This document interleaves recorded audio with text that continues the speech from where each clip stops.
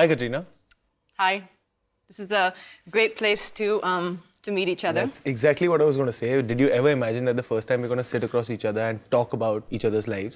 বলিউডের অন্যতম জনপ্রিয় ও চর্চিত জুটি ভিকি কৌশল ও ক্যাটরিনা কাইফ 2021 সালে রাজস্থানের রাজকীয় বিয়ের পর থেকেই এই যুগলকে নিয়ে ভক্তদের আগ্রহের যেন কমতি নেই।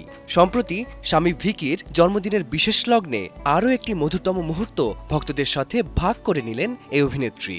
मुझसे शादी करो, मुझसे शादी करोगी।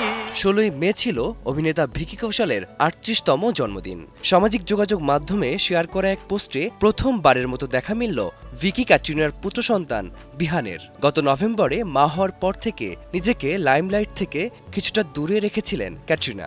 40ঊর্ধ্ব বয়সে মাতৃত্বের এই নতুন অধ্যায়টি তিনি যে আড়ালে থেকে উপভোগ করছিলেন তা এবার স্পষ্ট।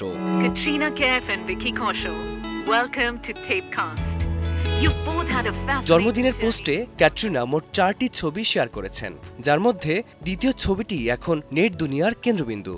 এটি এই তারকা দম্পতির প্রথম অফিসিয়াল ফ্যামিলি ফটো। ছবিতে ছোট্ট বিহানের মুখ সরাসরি সামনে না আনা হলেও বাবার কোলে তার শান্ত ও মিষ্টি উপস্থিতি সামাজিক যোগাযোগ মাধ্যমে রীতিমতো ঝড় তুলেছে। অন্য ছবিগুলোতে দেখা গেছে প্রকৃতির মাঝে কাটানো এই দম্পতির কিছু একান্ত মুহূর্ত এবং একটি বার্থডে কেক, যাতে লেখা ছিল হ্যাপি বার্থডে পাপা। ছবির পাশাপাশি ক্যাটরিনার লেখা আবেগঘন ও রসাত্মক ক্যাপশনটিও নজর কেড়েছে সবার। গেল 2 বছরে জীবনের পরিবর্তনের কথা উল্লেখ করে ভিকির ধৈর্যের প্রশংসা করেন তিনি। মজার ছলে ক্যাটরিনা লিখেছেন, প্রতিদিন সকালে তার করা অগণিত আজগবি প্রশ্নের উত্তর ভিকি যেভাবে শান্ত মনে দেন তা সত্যি প্রশংসনীয়। পুরাণের গল্প থেকে শুরু করে এআই, মেকআপ কিংবা ব্যবসা সব বিষয়ে ভিকি এখন এক্সপার্ট। স্বামীর জন্মদিনে ক্যাটরিনার প্রার্থনা, সকালের এই প্রশ্নের ঝড় শুরু হওয়ার আগে ভিকি যেন শান্তিতে অন্তত 1 কাপ ব্ল্যাক কফি খাওয়ার সময় পান। Wow! You did so well! Can I have a kiss?